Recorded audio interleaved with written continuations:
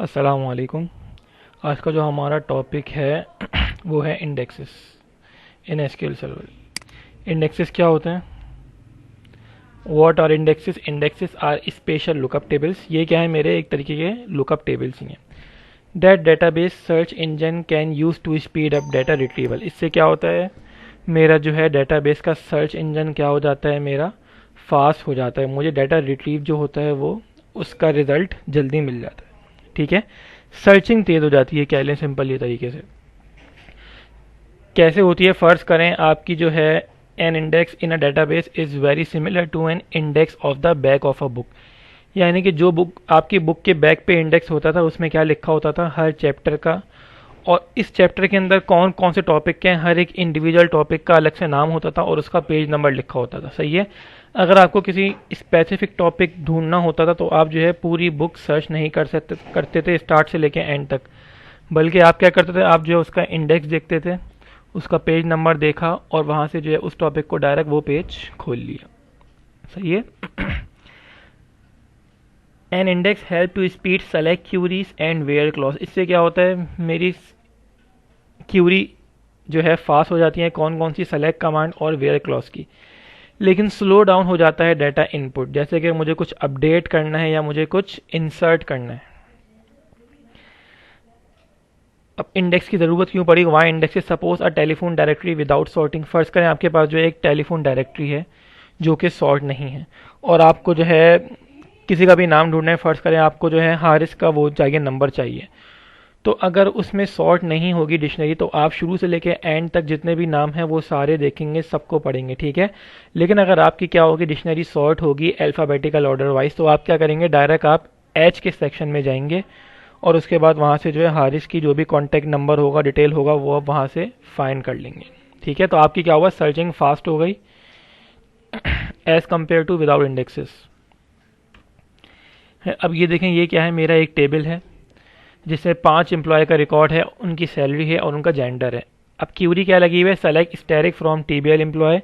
इस टेबल का सारा डाटा आ जाएगा। ठीक है। वेयर सैलरी, कंडीशन क्या है, जिनकी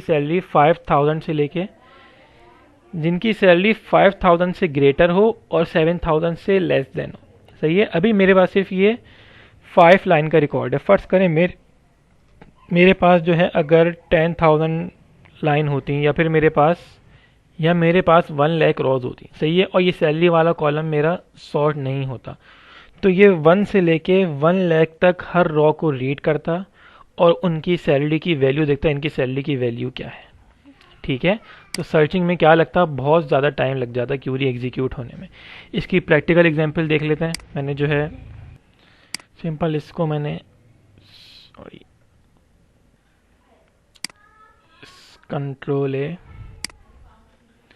control C SQL server open किया, डेटाबेस के अंदर आया, न्यू क्यूरी के अंदर।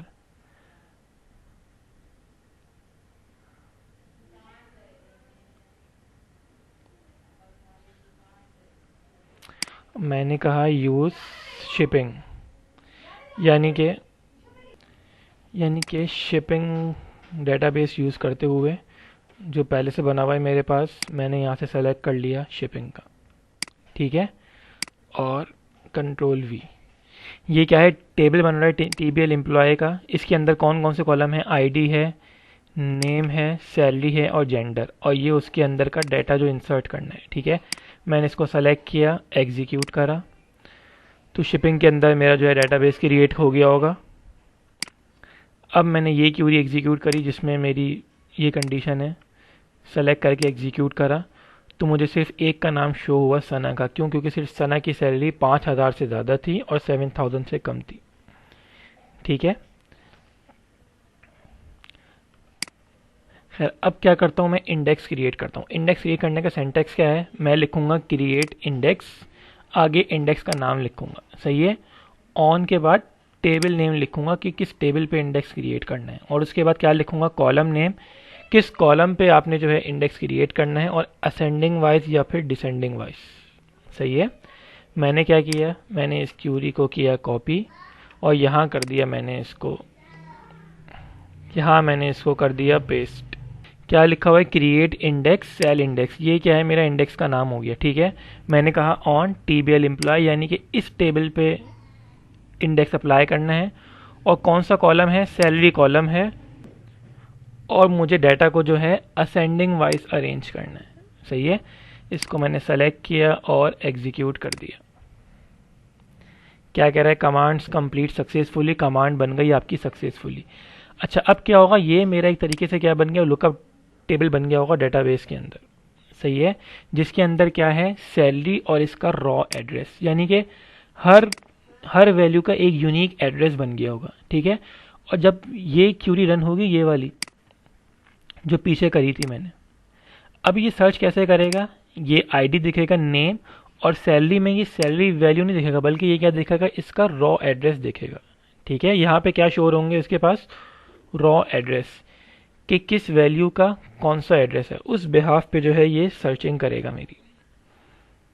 सही है, ऐसे फ़ायदा क्या हुआ, consider salary column has 1 lakh gross in which, वही बता चुका हूँ मैं कि कंसीडर करें कि आपकी सैलरी कॉलम में कितने, आपके टेबल में 1 लाख रॉज होती, तो ये हर एक रॉ रीड करता। लेकिन इससे क्या हुआ, इंडेक्स क्रिएट करने से क्या हुआ, ये जो है डायरेक्ट उसका रॉ एड्रेस रीड करेगा।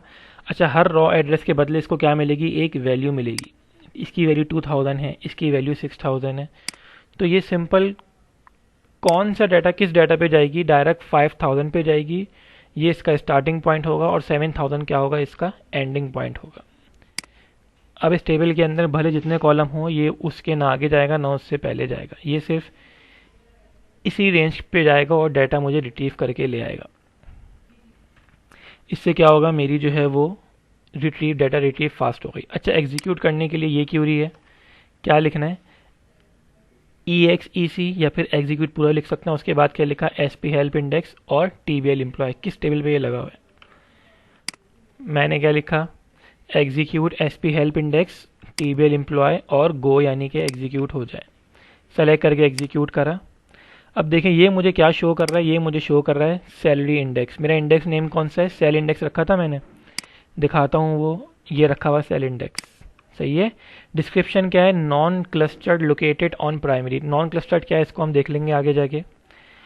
और इंडेक्स कीज, यानी कि किस कॉलम पे इंडेक्स लगाया हुआ है मैंने, सैलरी वाले कॉलम पे।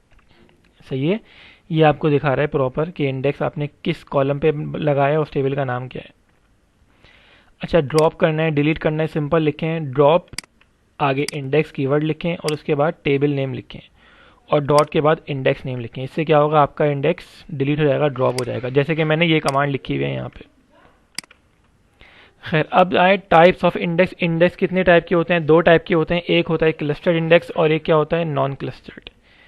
क्लस्टर्ड क्या होता है, clustered index sort our data physically, there can be only one clustered index at a table on a table at a time because. ठीक है, क्लस्टर्ड क्या होता है, मेरे पास ये मेरे जो है टेबल, फिजिकल टेबल के अंदर जो है फिजिकल चेंजेस होती हैं।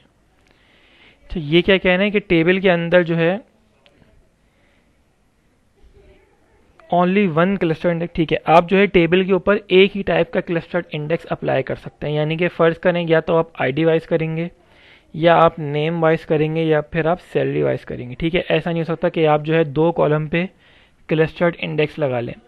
अब फर्ज करें ये मेरा टेबल है, एच की आईडी है 1, ठीक है, और फर्ज करें असद है, सही है, असद की आईडी है 5। तो अगर मैं इसको आईडी वाइज सॉर्ट करूंगा तो मेरा ये बिल्कुल सही है, लेकिन अगर मैं इसको आईडी और नेम वाइज दोनों करूंगा तो मेरा डाटा क्या होगा, ख़राब हो जाएगा। या अगर मैं इसको नेम वाइज सर्च करूं तो असद बिल्कुल टॉप पे आ जाएगा, लेकिन इसकी आईडी क्या होगी, 5 आ रही होगी। ठीक है, तो आप क्या कर सकते हैं, आप जो है क्लस्टर्ड इंडेक्स सिर्फ एक ही टाइप तरीके का अप्लाई कर सकते हैं, या तो आईडी पे या नेम पे, किसी भी एक कॉलम पे। अच्छा, ये कैसे करेंगे,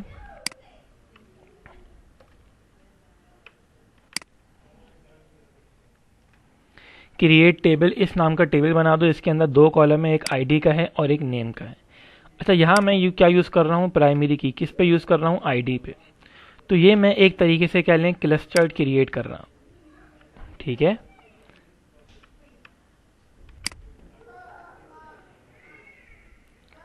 अच्छा इसमें जो है कुछ, हाँ डाटा भी इंसर्ट हो रहा है। डाटा कैसे इंसर्ट हो रहा है, वही सिंपल इंसर्ट की जो क्यूरी है।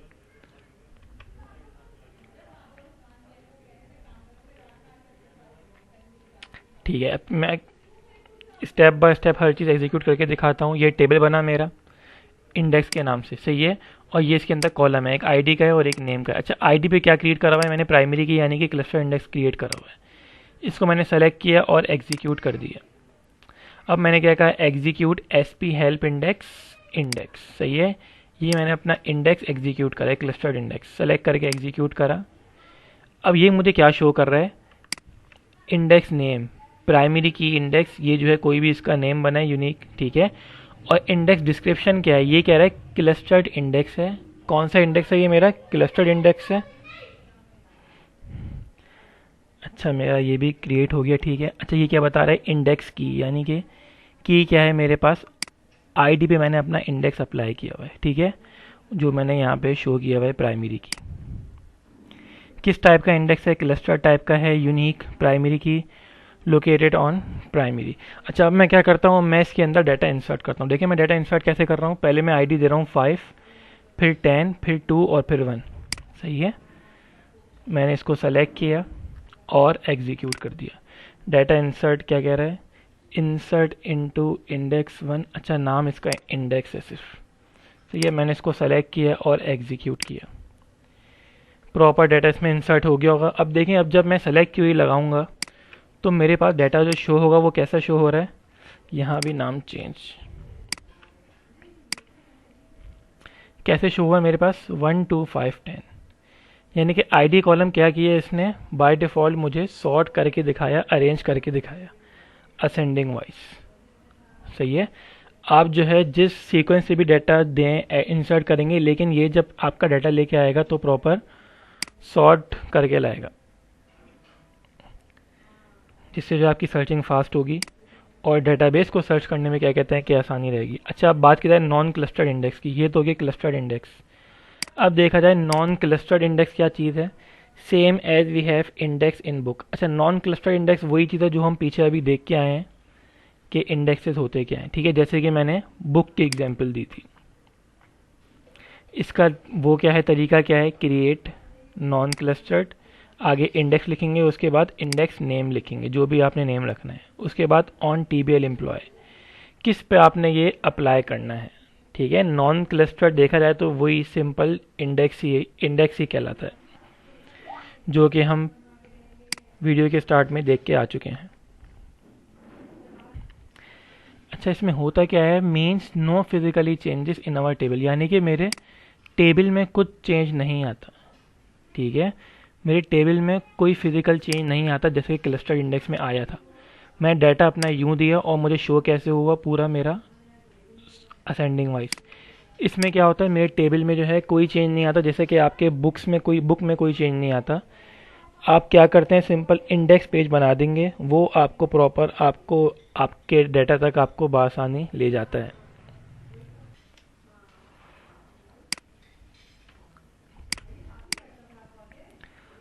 अच्छा, अब क्या है डिफरेंस, क्या है दोनों में, only one clustered index per table, whereas you can have more than one non clustered index. हम जो है टेबल में सिर्फ एक क्लस्टर्ड इंडेक्स क्रिएट कर सकते हैं, लेकिन हम नॉन क्लस्टर्ड जो है मोर देन वन क्रिएट कर सकते हैं टेबल के अंदर, ठीक है।